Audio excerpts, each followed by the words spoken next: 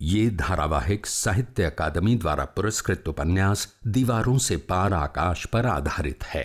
इसे धारावाहिक का रूप देने के लिए लेखक की अनुमति से इसमें कुछ जरूरी बदलाव किए गए हैं। समाज में स्त्री के अधिकार की आवाज बुलंद करते इस धारावाहिक के पात्रों का किसी भी जाति, समुदाय, भाषा या व्यक्ति से कोई संबंध नहीं है। तुम सब पर रोब झाड़ने जाते हो कि तुम विशाल पटेल के भाई हो, लेकिन अनिकेत, रोब झाड़ने से इंसान काबिल नहीं बन जाता। वो मैंने पंडित जी को कहा कि सारा खाना आपने बनाया। दरअसल बचपन में आपके सिर में चोट लगी थी और तभी से आपको भूलने की बीमारी है। शादी टूट गई, उस लड़के को घर का काम वाम कुछ नहीं आता था और ऊपर से भूलने की बीमारी। तो भला वो पंडित जी का कि उसके घर पर गए और सारा मामला खुल गया। अरे ऐसे किसी लड़की को ऐसे उठाकर थोड़ी ले आएंगे। पापा, मम्मी की बात खोटी न थी।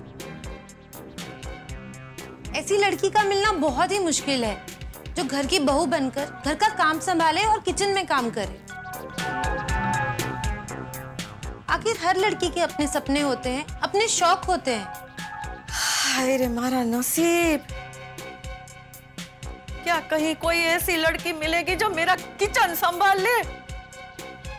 हाँ, हाँ, आवी छोकरियों थी तो भगवान बचावे।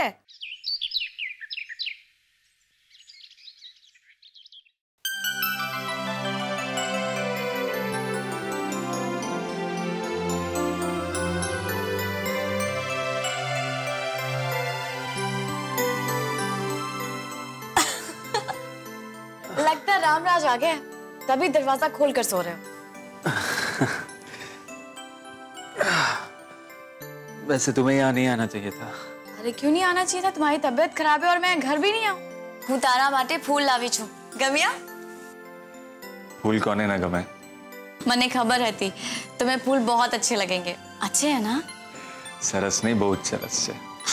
अच्छा ये बताओ, तुम्हारी तबीयत खराब है, तुमने डॉक्टर को दिखाया कि नहीं? थोड़ा सा मौसमी बुखार है, ठीक हूँ मैं। यानी कि तुम डॉक्टर के पास नहीं गए। चलो डॉक्टर के पास से चलो। अरे नाना, डॉक्टर के पास गया था, दवाई भी ले आ चुका हूँ, देखो बुखार भी नहीं।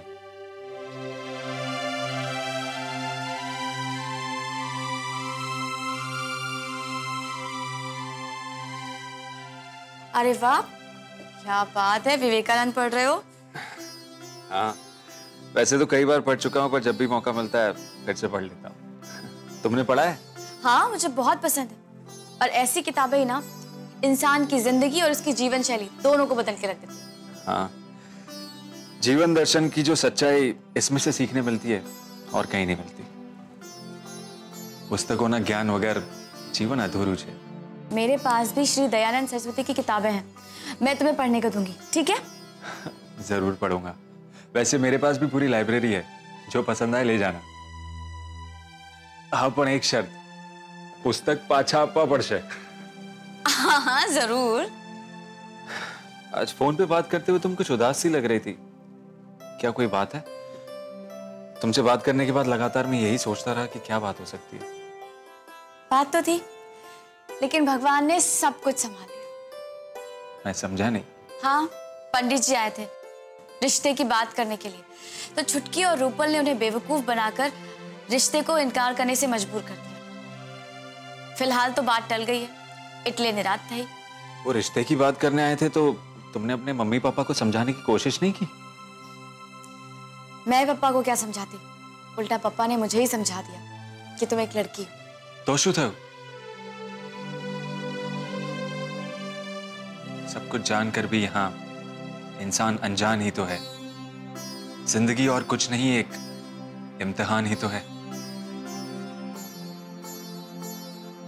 कल तक तो अपने सपने के लिए जी रही थी, लेकिन अब ऐसा लगने लगा है जैसे हर सपना झूठा है, हर ख्वाहिशें अधूरी। लेकिन जिंदा रहने के लिए गलतफहमियां जरूरी। सरस, खूब सरस। सारी बातें ठीक है वसुधा, लेकिन जिंदगी का एक ही उसूल है, यहां जब भी ठोकर लगे संभलना खुद ही पड़ता है। मैंने हंसता हंसता મનને પણ હસાવવું પડે છે, ત્યારે જ ખુશીની મોસમ આવે છે। बदलते तो यहाँ मौसम है, इंसान मौसम की तरह कब बदलता है। ठोकर खाया हुआ इंसान संभल सकता है, लेकिन अपनी परछाई से ठोकर खाया हुआ इंसान कभी नहीं संभल पाता। पोता नाश दुख पहुंचाड़े तो कौने फरियाद करे? भगवान ने, बीजा कौन है? एक काम करो, तुम किताब पढ़ो, मैं तुम्हारे लिए चाय बना के लाता हूँ। अरे अरे, तुम्हें उठने की कोई जरूरत नहीं है, चाय मैं बना कर लाती हूँ। मैं अच्छी चाय बनाती हूँ। मैं बनाती हूँ।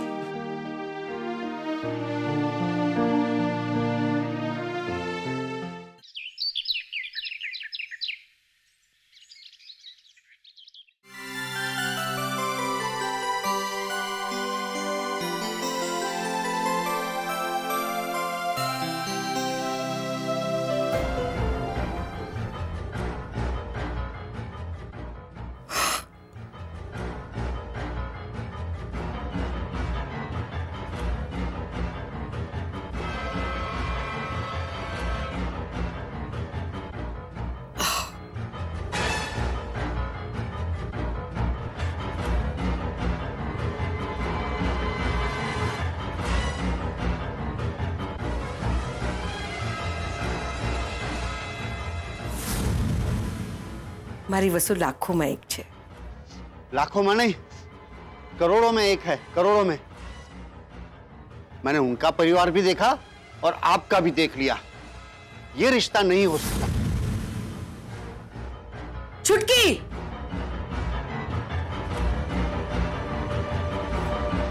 શું વાત છે મમ્મી?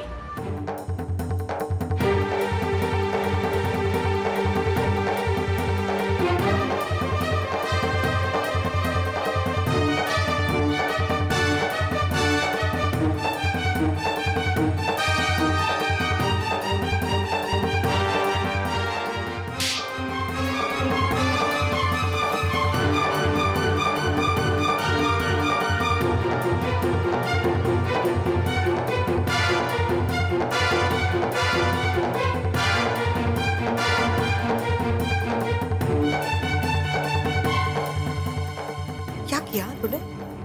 क्या किया ये?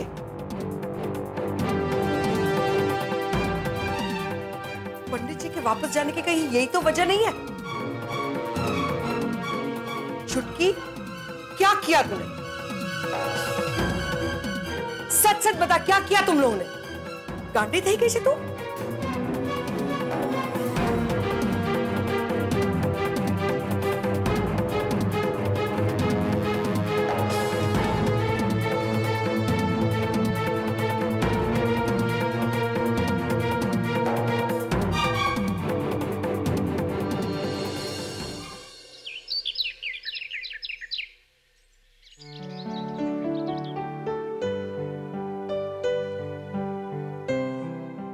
ये रही तुम्हारी चाय, चलो चाय पी लो। Thank you. जैसे क्या सोच रहे थे? नहीं, कुछ नहीं। से वसुधा, तुमने अपने पप्पा को बताया नहीं कि अनिकेत अच्छा लड़का नहीं है? अरे अनिकेत के साथ मेरी शादी थोड़ी ना तय हुई है। वो तो अनिकेत के भाई को पापा मम्मी ने कब का मना कर दिया। तो फिर ये दूसरा रिश्ता कहाँ से आ गया? ये ना समझाओ। मैं भी नहीं चाहती कि वो कौन है। हाँ, व्योमेश नाम है उसका। मम्मी कह रही थी कि पारुल की शादी में उन लोगों ने मुझे देखा था। व्योमेश? चाची, ये वसुधा है, पारुल की खास सहेली। और असल में देखा जाए तो इनके आने से ही शादी में रौनक आ गई।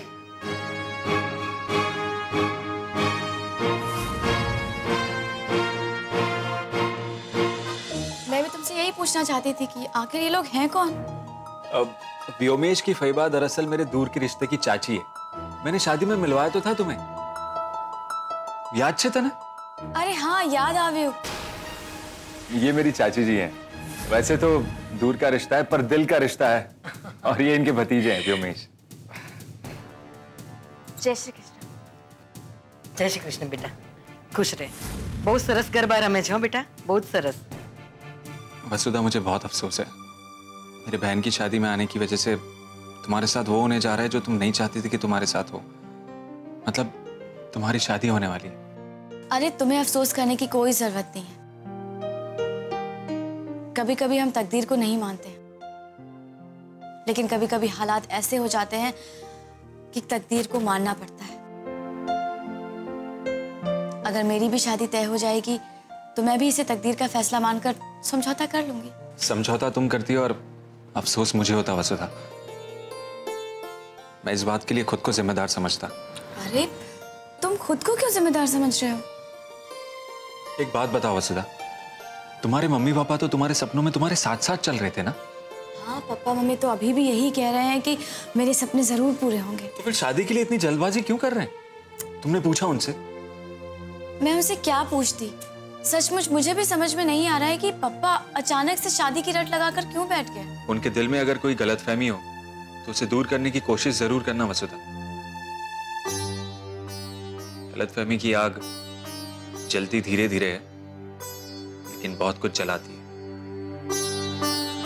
એટલે जने दूर करवी बहुत जरूरी હોય છે। किस गलतफहमी की बात कर रहे हो तुम? मैं कुछ नहीं समझी। मुझे नहीं मालूम, लेकिन मुझे ऐसा लगता है कि कहीं कोई गलतफहमी तो नहीं है। खैर तुम देख लेना। मैं तो भगवान को बस इस बात का धन्यवाद देता हूँ कि तुम्हारे करियर में जो रुकावट बनी थी, यानी कि जो तुम्हारी शादी की बात चल रही थी, वो अब दूर हो चुकी है।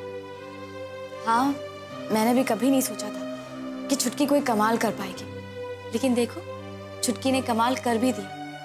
बात खुली भी नहीं और पंडित जी रिश्ते के लिए इनकार करके चले भी गए। सच सच बता, क्या किया तुम लोगों ने? गांडी थी कैसे तू?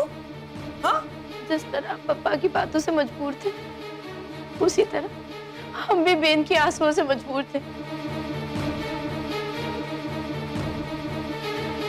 आप लोग बेन की शादी करवाना चाहते थे, लेकिन बेन तो आप लोगों के सामने आंसू भी नहीं बहा सकती थी।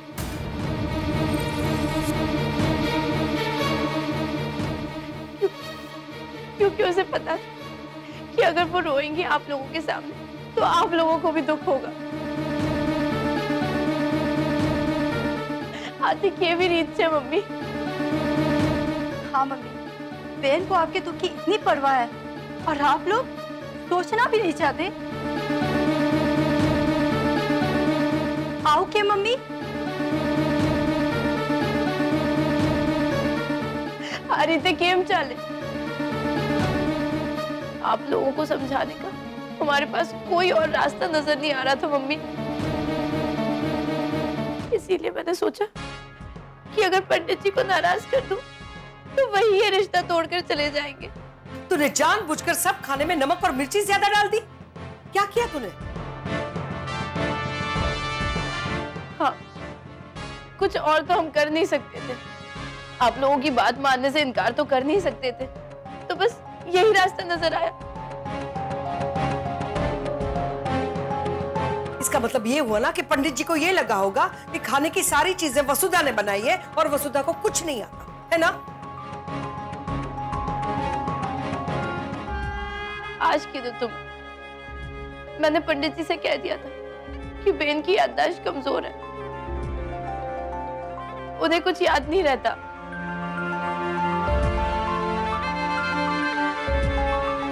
और वो कुछ घर का काम नहीं कर पाती। किया तूने ये? हाँ? अगर घर का हर सदस्य अपनी मनमानी करने लगे तो वो घर नहीं चलता, घर में विश्वास टूट जाता है। तो तुम लोग जानते हो तुम्हारे पापा तुम पर कितना विश्वास करते हैं? जब तुम्हारे पापा को पता चलेगा कि तुम लोगों ने क्या किया है तो कितना दुख होगा उन्हें। ये सोचा है कभी? मम्मी, आप लोगों को ये भी तो सोचना चाहिए ना कि बेन को आप लोगों पे कितना भरोसा था कि आप लोग उनको उनकी सपनों की मंजिल तक जरूर पहुंचाएंगे। पर बेन का विश्वास टूट टूट कर बिखरता रहा और आप लोगों को इस बात की जरा सी भी फिक्र नहीं हुई। पापा ने बेन की शादी तय कर दी। हमारी समझ में तो ये नहीं आया कि उनको ऐसे कौन सी गलती की सजा दी जा रही है।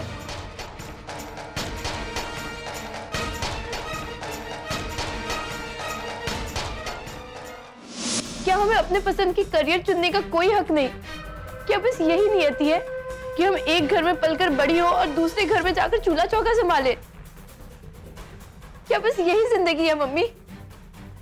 तुमने अपनी बहन पारुल को पढ़ाया, लिखाया, डॉक्टर बनाया और कभी उसकी पढ़ाई में कोई रुकावट नहीं आनी थी, कोई अड़चन नहीं आनी थी। उसके सारे सपने पूरे किए।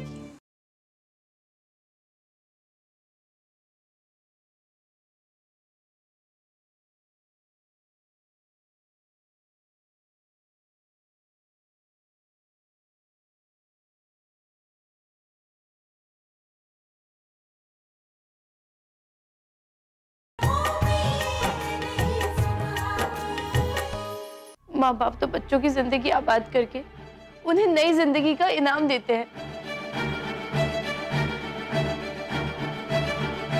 लेकिन आप लोग तो न जाने बेन को किस गलती की सजा देना चाहते हो। बहुत बड़ी बड़ी बातें करने लगी है छुटकी। वो मोटी थी गई से तो। हाँ, बेन के आंसू ने ही मुझे सोचने पर मजबूर कर दिया है मम्मी कि हम लड़कियां हैं तो क्या हमें अपने पसंद की जिंदगी जीने का कोई हक नहीं? क्या हमें अपने पसंद की करियर चुनने का कोई हक नहीं? क्या बस यही नियति है कि हम एक घर में पलकर बड़ी हो और दूसरे घर में जाकर चूल्हा चौका संभाले? क्या बस यही जिंदगी है मम्मी? बोलो, जवाब दियो। चुप केम छो?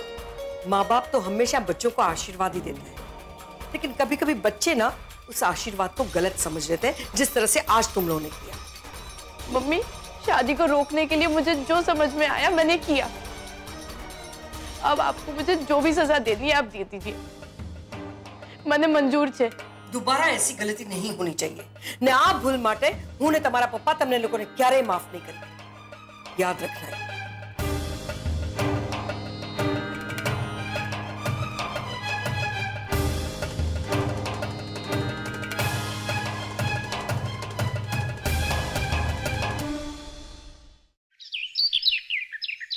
मैं अच्छी तरीके से जानती हूँ आदित्य कि अपनी मंजिल के लिए संघर्ष सबको करना पड़ता है, लेकिन हमारे समाज का जो ढांचा है ना, उस सामाजिक ढांचे में लड़कियों के लिए संघर्ष और ज्यादा बढ़ जाता है। ठीक कहती हो वसुधा।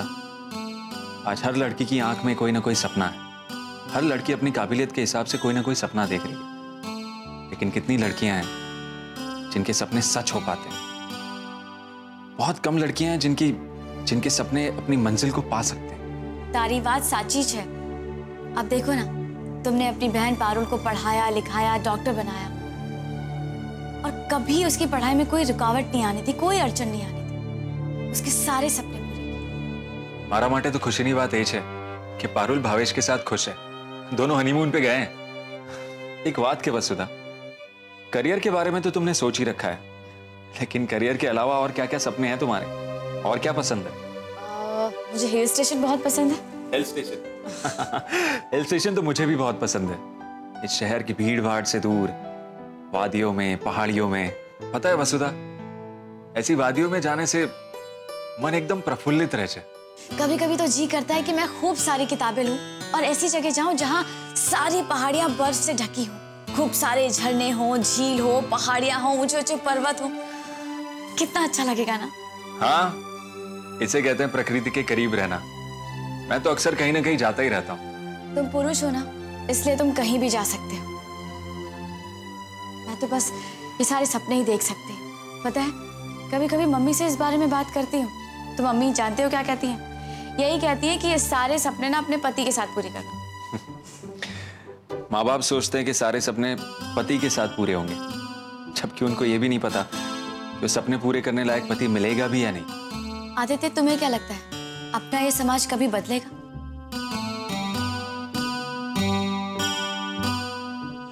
दो में से सिर्फ एक ही बात होनी चाहिए, या तो लड़कियों को सपने देखने की आजादी हो या फिर सपने देखने की आजादी ना हो।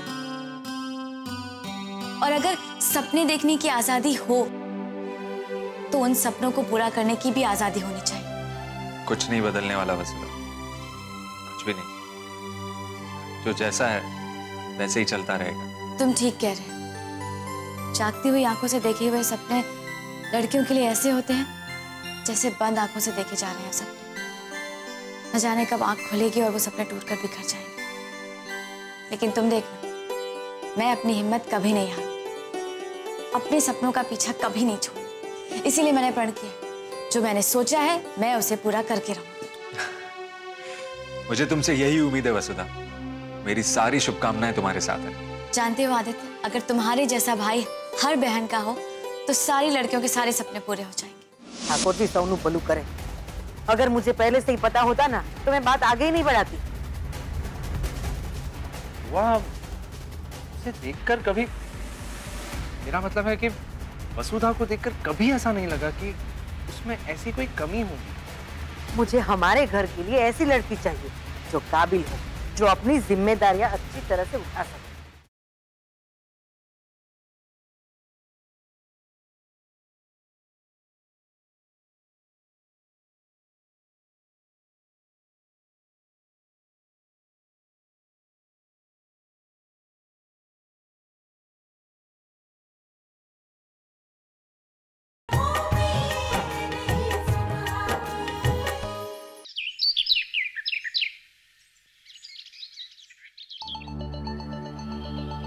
ठाकुर जी सोनू भलू करे, अगर मुझे पहले से ही पता होता ना तो मैं बात आगे ही नहीं बढ़ाती। वाह, उसे देखकर कभी, मेरा मतलब है कि वसुधा को देखकर कभी ऐसा नहीं लगा कि उसमें ऐसी कोई कमी होगी। मैं भी तो वही कह रही हूँ बेटा, लड़की तो हम दोनों ने मिलकर पसंद की थी। हाँ, कितना अच्छा गाती है, कितना अच्छा गरबा करती है और देखने में भी कितनी सुंदर है ना फैबा? चा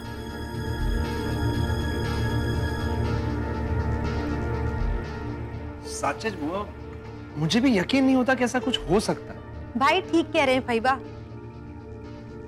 अच्छा होता कि आप एक बार जाके उससे मिल लेते, और लड़की अगर इतनी ही सुंदर है तो रिश्ता छोड़ने का कोई मतलब नहीं बनता। देखो बेटा, लड़की देखने में सुंदर जरूर होनी चाहिए, लेकिन उससे पहले भी जरूरी है उसके गुण। और अगर किसी में गुण ही नहीं है, संस्कार ही नहीं है, तो फिर ऐसी सुंदरता का क्या मतलब? पर बुआ, आखिर पंडित जी ने कहा क्या? क्यों कहवाना पंडित जी? कह रहे थे कि उस लड़की को घर का कोई कामकाज नहीं आता, और ऐसी लड़की को मैं अपने घर की बहू नहीं बना सकती। मुझे हमारे घर के लिए ऐसी लड़की चाहिए जो काबिल हो, जो अपनी जिम्मेदारियां अच्छी तरह से उठा सके।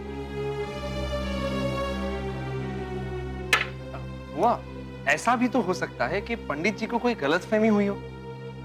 मारू मानू है कि आपको खुद जाकर एक बार वसुधा से मिलना चाहिए। बेटा, हमें शू मळवानू, और वैसे भी पंडित जी वहां जाकर खुद रिश्ते के लिए मना करके आए हैं, और हमें भी अब पता चल ही गया है ना कि लड़की ऐसी है जिसे कुछ याद नहीं रहता। तो ऐसी लड़की के पीछे भागने से क्या फायदा है? अगर कोई अच्छी काबिल लड़की मिल जाए, लेकिन वो देखने में खूबसूरत ना हो, तब भी क्या आप उसे अपने घर की बहू बनाना चाहेंगी? ना ना, बिल्कुल नहीं। कैम बनाऊं? व्योमेश को देख, जोड़ी तो मुझे राम सीता की चाहिए। लड़की सुंदर भी होनी चाहिए और काबिल भी, है ना बेटा? ठीक है बुआ, तमें को एम। अब देखते हैं कि आपको आपकी पसंद की बहू कब और कहां मिलती है। मिलेगी कैसे नहीं, मैंने पंडित जी से बता दिया है, और वो हमारी पसंद जानते हैं। वो ऐसा ही रिश्ता ढूंढ कर लाएंगे जैसा हमें चाहिए। लगन वेला था कि मोड़ा, पर इस घर में काबिल लड़की ही आएगी, बस।